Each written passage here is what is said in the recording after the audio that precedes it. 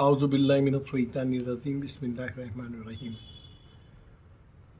अल्हम्दुलिल्लाह अल्हम्दुलिल्लाह हम्दन नस्तईनु व नस्तगफिरु मिन शुरूरि अनफुसिना मिन सय्यिआति अमालिना यहदिहिल्लाहु फला हादिय व मन युद्लिल फला हादिय अशहदु अन ला इलाहा इल्लल्लाह अशहदु अन्न मुहम्मदन अब्दुहु व रसूलुहु अम्मा बाद।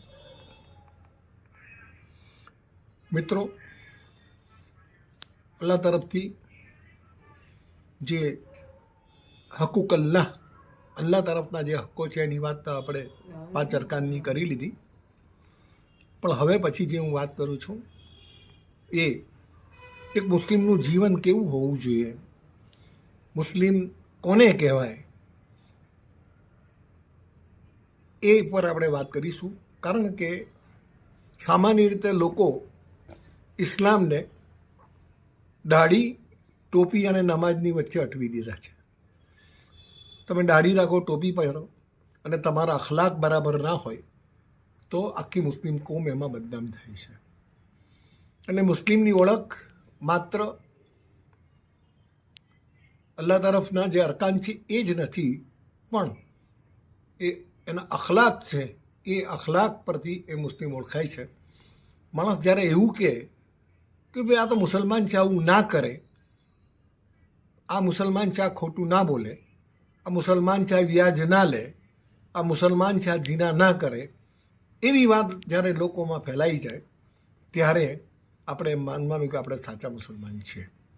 આપણે માત્ર નામના મુસલમાન એટલા માટે છીએ કે માત્ર તૌહીદ, નમાઝ, રોજા, જકાત, હજ આ એકદમ જરૂરી છે, પણ માત્ર એ જ ઇસ્લામ નથી. ઇસ્લામ એ માત્ર મજહબ નથી, પણ ઇસ્લામ એક જીવન જીવવાની પદ્ધતિ છે.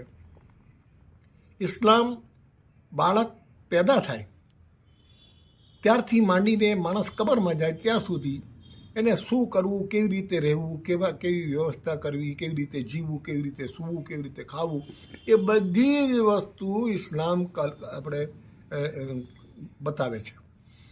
ત્યાં સુધી કે તમારા દાંતણની લંબાઈ કેટલી હોવી જોઈએ એ પણ ઇસ્લામ કહે છે. તમારે તરસ લાગે તમને અને તમે ઇસ્લામના તરીકા મુજબ 3 ઘૂંટથી બેસીને પાણી પીઓ તો એમાં બી અલ્લાહ તાલા તમને સવાબ આપે.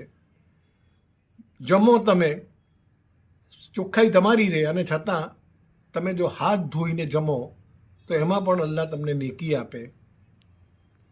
તમે સૂવો તો જે રસૂલે કરીમ સલ્લલ્લાહુ તાલા વસલ્લમે જે પદ્ધતિ બતાવી તે પદ્ધતિ મુજબ તમે સૂવો તો એમાં પણ તમને સવાબ થાય. તો આ એક જીવન પદ્ધતિ છે જે શીખવે છે, અને એ માત્ર અરકાનોથી પૂરી નથી થતી, પણ સાથે અમાલ બી જરૂરી છે. અને આજે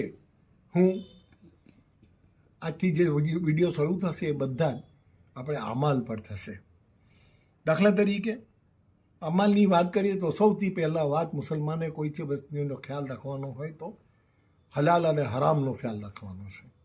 હલાલ અને હરામના 2 વિભાગ છે. એક વિભાગ હલાલ અને હરામ ખાવાની બાબતમાં આવે. અલ્લાહ તાલાએ કુરાન કરીમથી ખિંઝીર, ખૂન અને અલ્લાહ સિવાય કોઈના નામે કુરબાન થઈ હોય એવી વસ્તુ ખાવા પર હરામ કરી દીધી છે.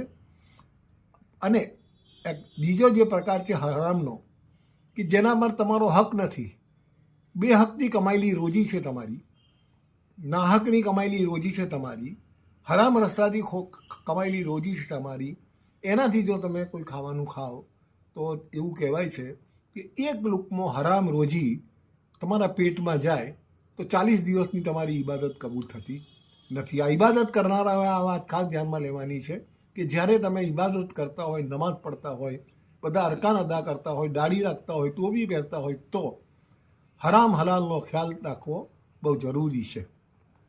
અને જેમ માણસને એની વૃત્તિ પાક અને પવિત્ર એ એની જે ગિઝા છે, એટલે એનો જે ખોરાક છે એ બનાવે છે.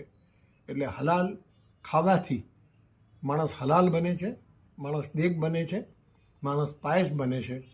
એટલે દરેક મુસલમાનની ફરજ છે કે જે કંઈ ખાય એ હલાલ ખાય, એ રોજી કમાઈ પણ એની હલાલ હોવી જોઈએ, અને અને જે અલ્લાહ તાલાએ મના ફરમાવી છે એવી વસ્તુથી પણ એને પરેજ કરવું જોઈએ. મિત્રો, આ હલાલ હરામની વાત જો તમે બરાબર જીવનમાં ઉતારી લો તો તમારી ઘણી બધી મુશ્કેલીઓ દૂર થઈ જશે. અને આજે આ હલાલ હરામની વાત પર અટકી અને હું આ મારો વિડીયો પૂરો કરું છું.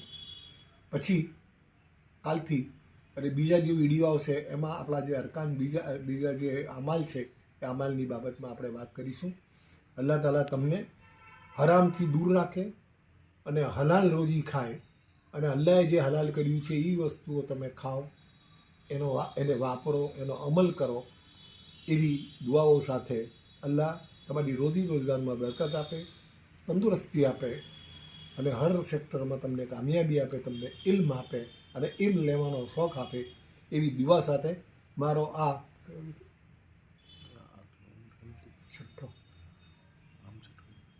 છઠ્ઠો વિડીયો મેસેજ હું પૂરો કરું છું. હવે આપણે ફરી 7મા મેસેજમાં ફરી મળીશું. અલ્લાહ હાફિઝ. વાફિરુ દાવાના અલ્હમ્દુલિલ્લાહિ રબ્બિલ આલમીન.